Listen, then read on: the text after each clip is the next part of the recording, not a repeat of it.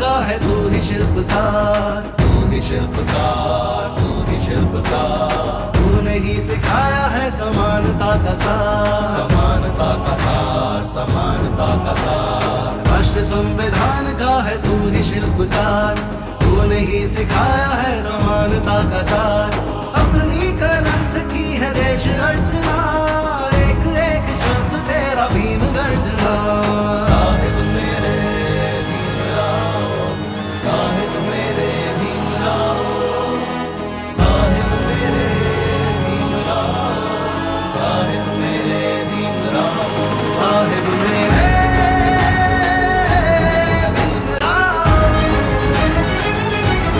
साहिब मेरे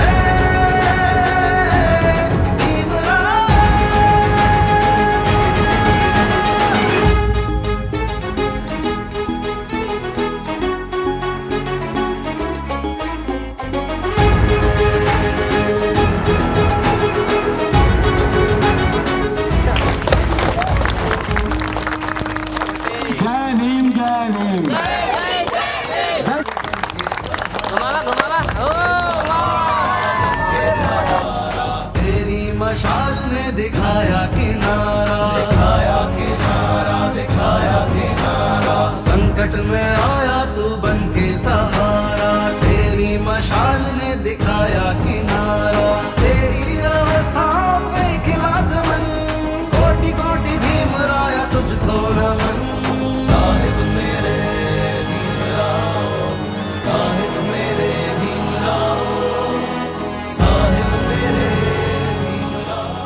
और हमारे बीच में कुछ महिलाएं भी आई हुई हैं जिनका मैं नाम लेता हूं। अभी कृपया मंच पर आने की कृपा करें जिससे उनको भी सम्मानित किया जा सके। श्री सरस्वती देवी, रमदैया, यह दोनों महिलाएं कृपया मंच पर आने की कृपा करें जिससे उनको भी सम्मानित किया जा सके। सभी लोग साथियों से निवेदन है कृपया तालियों से स्वागत करें। माता बहनें, ये हमारे यही हम लोगों की पूजा देवी देवता सब हैं, इनका सम्मान करेंगे, सबको सम्मान मिलेगा। इनके ही सम्मान से हम सब लोग आज इस मुकाम पर पहुंचे हुए हैं। इनके लिए हम लोग ऋणी हैं। जितना भी इन लोगों का सम्मान किया जाए वह कम है।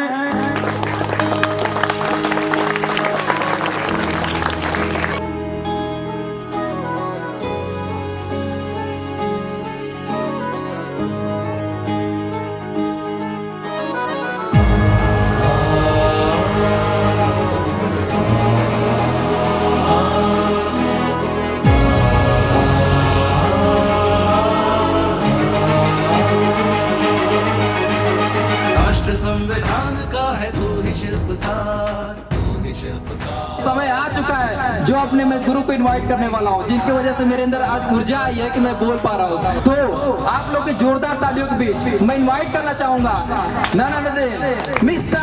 मिस्टर प्रवीण कुमार राव। सूरज तू ही तारा, जय जयकारा, जय जयकारा, स्वामी देना साथ हमारा। जय जयकारा, जय जयकारा, स्वामी देना साथ। ताली बजती रहनी चाहिए, ताली बजती रहनी चाहिए, ताली बजती रहनी चाहिए।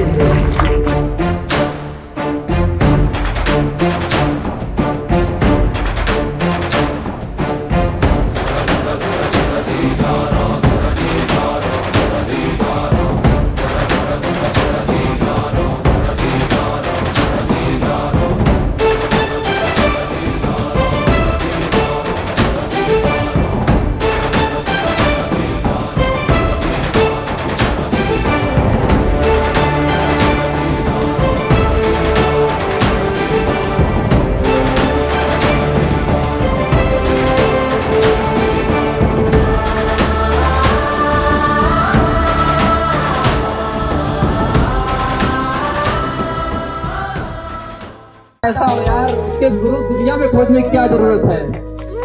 और मैंने अंबेडकर साहब को तो नहीं देखा, लेकिन मेरा अंबेडकर तो यही है। और मैं आपको एक चीज बोलना चाहूंगा, मेरे जीवन का एक ही असूल है, ना शौक ना शोहरत, ना शौक ना शोहरत, ना किसी के प्यार के लिए, मुझे दुनिया जीतनी है अपने पापा के लिए। और मैं चाहता हूं कि मेरे पापा लोगों को थोड़ा सा ये बताएं कि अपने बच्चे की परवरिश कैसा होना चाहिए, क्योंकि आजकल इतनी डिस्ट्रैक्शन की दुनिया है कि लोग काफी डिस्ट्रैक्ट हो रहा है, अपने संस्कारों को, अपने चरित्र को भूल जा रहे हैं। तो मैं चाहूंगा कि मेरे पिताजी थोड़ा इस पे प्रकाश डालिए कि लोगों का कैसा परवरिश होना चाहिए, कि बच्चों की परवरिश कैसे करें। धन्यवाद। आज मैं धन्य हो गया अपनी 25 साल की सेवा में, जो हमारे दोनों बच्चों ने जो मुझे गिफ्ट दिया है, उससे बड़ा गिफ्ट मुझे जीवन में और कुछ नहीं मिल सकता। इसके लिए मैं भावुक भी हो रहा हूँ, लेकिन सत्यता तो यही है कि जो इन बच्चों ने, हमारे दो पुत्रों ने मुझे जो 25 वर्ष में यह पल दिया है, मुझे भी नहीं पता था कि यह इनका सेलिब्रेशन ऐसा होगा। इसके लिए मैं अपने बच्चों के तरफ से और यह पूरे ग्रामवासियों, मित्र और जो भी साथी आज हमारे बीच में आए हुए हैं, इस राव परिवार के निवेदन पर, उनके निमंत्रण पर, सबके तरफ से मैं अपने बच्चों को बहुत बहुत ढेर सारी शुभकामनाएं इस बाबा साहब के जन्मोत्सव पर, ताकि आगे आने वाले समय में वह इसी तरह अपने विचारों को और अपने आने वाले, हम रहें या न रहें, लेकिन मुझे आज यह आभास जरूर हो गया है कि हमारे बच्चे जरूर इस गांव सभा का मान सम्मान, इस जिले का मान सम्मान, और जिस समाज में वह रहेंगे उस समाज में एक नई ऊर्जा, एक नई क्रांति के साथ अपने विचारों को साझा करते रहेंगे। उनके लिए खास तौर से जय भीम, नमो बुद्धाय, नमो बुद्धाय। साथियों, अभी उनका एक कथन था कि बच्चों की परवरिश कैसी होनी चाहिए। साथियों, मैं विचार आप सब लोगों के बीच में रखना चाहता हूं। बच्चे से माता पिता का रिलेशन, वैसे तो सभी माता पिता का रिलेशन बहुत अच्छा होता है। कोई भी माँ, कोई बाप पिता अपने बच्चों में हमेशा खुशी और उज्जवल भविष्य की कामना करता है, लेकिन परिस्थितियां इस कदर वह नाजुक हो जाती हैं कि वह उस काल में अपने को समावेश नहीं कर पाता है। उसके पीछे सच्चा कारण यही है, सत्य यही है कि वह फ्रेंडशिप नहीं रख पाता है। फ्रेंडशिप एक ऐसी व्यवस्था है, पत्नी से भी वह बात जो अर्धांगिनी होती है, उससे भी वह बात साझा नहीं कर पाता है। लेकिन फ्रेंड एक ऐसा होता है, दोस्त जिसे कहते हैं, उससे हर चीज वो साझा कर लेता है। तो पहले तो बच्चों से अपनी फ्रेंडशिप रखिए, उनके सुख दुख, उनके हर विचारों में उनका मान सम्मान बढ़ाएं, उनको हमेशा प्रेरणा देते रहें, आने वाले इतिहास का ज्ञान कराते रहें, बोध कराते रहें। अपने जीवन में घटनाएं घटित होती हैं, उसका भी उनसे साझा करें, बिल्कुल बेहिचक, ताकि आने वाला समय जो है उससे वह कुछ सीखेंगे और सीख के आगे बढ़ेंगे। तो जब आगे बढ़ेंगे तो नए एक समाज का, नई क्रांति का, नया एक सामाजिक समरसता का, जो बाबा साहब ने कहा था कि अज्ञान वह अधूरा है, जिस ज्ञान के बदले हम इस समाज में समरसता नहीं ले पाए तो वह ज्ञान मेरा अधूरा है। अगर हम समाज में समरसता, समता मूलक समाज की स्थापना करने में कामयाब हो गए तो मेरे ज्ञान की उसी दिन ये दीप प्रज्वलित होगी और देश का हर कोने कोने में वो दीप जलेगा। जो ज्ञान का दीप है, एक ऐसा दीप है कि इसे जितना ही बांटोगे उतना ही ये जलता जाएगा, उतना ही जलता जाएगा, हर घर को रोशनी करता जाएगा, हर अंधियारे को मिटाता जाएगा। तो साथियों, यह समय बाबा साहब का जन्म उत्सव तो हम लोग सहर्ष करीब मैं जब से पैदा हुआ हूं तब से, सन 82 से मैं मान्यवर कांसीराम जब ओबरा थर्मल पावर हाउस के ऊपर पहला उनका पदार्पण हुआ था, तब हमारे पिताजी उस समय बिजली विभाग में सर्विस सेवा करते थे। उन्होंने उनसे मिला और उन्होंने ऐसी चेतना बाबा मान्यवर कांसी राम ने जगाया उनके दिल में कि उन्होंने उसी समय बहुत संघर्षों के बाद लगभग 1.5 साल संघर्ष किया हमारे पिताजी ने ओबरा थर्मल पावर हाउस में, जबकि वहां से 10-15 हजार कर्मचारी कार्यरत हैं। आज के वर्तमान में वो इतना कर्मचारी किसी भी सेक्टर में नहीं है, लेकिन 1.5 वर्ष तक हमारे पिताजी ने संघर्ष किया और संघर्ष करते करते अंततः वह ठीक थाने के सामने, जहां पर प्रशासन भी नहीं चाहता था कि वहां बाबा साहब की मूर्ति की स्थापना हो, लेकिन उन्होंने 1.5 वर्ष के संघर्ष के बाद हमारे पिताजी ने, स्वर्गीय श्री राम अवतार जी ने बाबा साहब की मूर्ति की स्थापना करने का काम किया, जो यह एक इतिहास में ओबरा थर्मल पावर हाउस में लिखा गया। जब तक हमारे पिताजी वहां थे तो बड़े बड़े से डीजी एमडी जो भी अधिकारी एक्शन जो भी बिजली विभाग के थे वह हमारे घर आया करते थे और हम उनको चाय और नमकीन और बिस्कुट खिलाते थे और उनसे कुछ सीखते रहते। वहीं से हमारी राजनीति शुरू हुई। वहीं से एक तरह से मेरा तो जीवन ही नौकरी के लिए नहीं बना था, लेकिन ऊपर वाले को मजबूर नौकरी था, तो आज ऊपर वाले की कृपा से मैं सेवा में हूँ। लेकिन मेरे परिवार का मानना था कि हमारा यह लड़का समाज की सेवा करे, एक ये पार्लियामेंट में जाए। वह हमारे पिताजी का एक सपना था, जिसको मैं पूरा तो नहीं कर पाया, लेकिन प्रयास करता हूं कि जब जो मुझे मिला है उसी में लोगों के बीच में बांटकर वह सब कुछ साझा कर सकूं। साथियों, और जो हमारे बच्चों ने जो मुझे एक गिफ्ट प्रेजेंट किया है, इससे बड़ा गिफ्ट कुछ नहीं है साथियों। मैं सभी अभिभावकों से यही एक निवेदन करूंगा कि आप अपने बच्चों को अच्छी शिक्षा दें।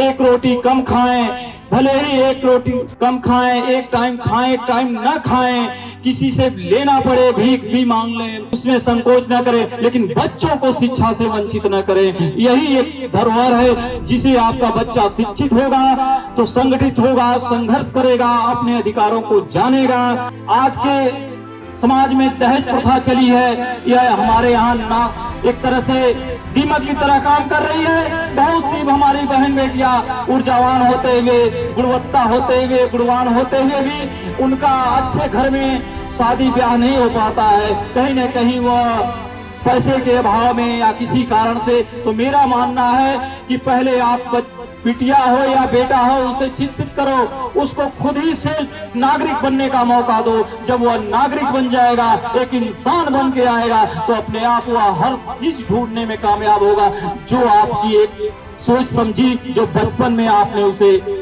आशा भरी निगाहों से देखा था। तो इसी के साथ साथियों, मैं अपनी वाणी को विराम भी दूंगा और मैं सभी अभिभावकों और आए हुए सभी यहाँ हमारे बीच में सभी लोगों का पुनः ही राव परिवार की तरफ से हार्दिक वंदन अभिनंदन करते हुए, अवश्य भूखे रहें लेकिन शिक्षा अवश्य बच्चों को ग्रहण कराएं। और इस कार्यक्रम में मैं आज एक यह भी ऐलान करना चाहता हूं कि अगर हमारे समाज का कोई भी बच्चा मेधावी है, पढ़ना चाहता है और वह किन्हीं कारणों से फाइनेंशियल धन के वजह से वो पढ़ना नहीं चाहता है, तो यह राव परिवार उसके पढ़ाने का खर्चा पूरा जिम्मा आजीवन उठाएगा और उसे नई ऊंचाइयों पर पहुंचाने का। लेकिन शर्त मेरी एक होगी, शर्त अवश्य होगी कि जब वह मुकाम पर पहुंचेगा तो अभी एक बच्चे को इस मुकाम के लिए तैयार करेगा। यह है राव परिवार। इस आशा और विश्वास के साथ आप लोगों को यह प्रतिज्ञा लेता है आज ईश्वर पर कि हमारे बच्चे उनको हर तरह की शिक्षा के लिए विकसित करेंगे। जैसी वो शिक्षा प्राप्त करना चाहता है, जहां भी वो जाना चाहता है, वह हमारे लिए यही धन है, हमारे लिए सब यही धर्म है। हम लोग इसे धर्म भी मानते हैं और इसे धन भी मानते हैं, या दौलत भी मानते हैं, यही हमारा सब कुछ है। आप लोग कितने इंस्पायर फील किए हमारे पिताजी की बातों से? किन लोगों को ऐसा लगा कि नहीं कुछ अलग बात है या मेरे माध्यम से आपको जानने को मिलो? आज हाथ उठा के बोलिए, कितने लोग को ऐसा लगा कुछ अलग हमने जाना? तो मैं आप लोग से दिल के अनंत गहराइयों से एक रिक्वेस्ट करना चाहूंगा कि आप लोग करना कुछ नहीं है।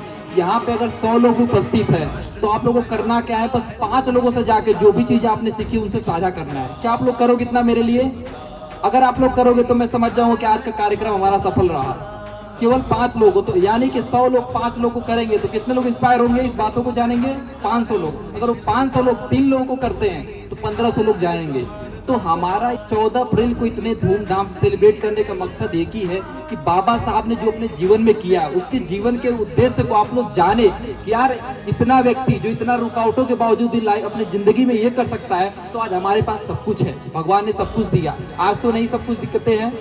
और मैं चाहूंगा कि भोजन का कार्यक्रम स्टार्ट किया जाए, तो आप सब लोग जितने लोग आए तो भोजन करके जाइएगा, मेरे दिल से रिक्वेस्ट है। Again thank you so much for hear me. और आप लोग मिलते रहेंगे, फिर हम अगले दिन 14 अप्रैल को मिलेंगे, इससे और अच्छा आलिशान मनाएंगे। आप लोग आओगे?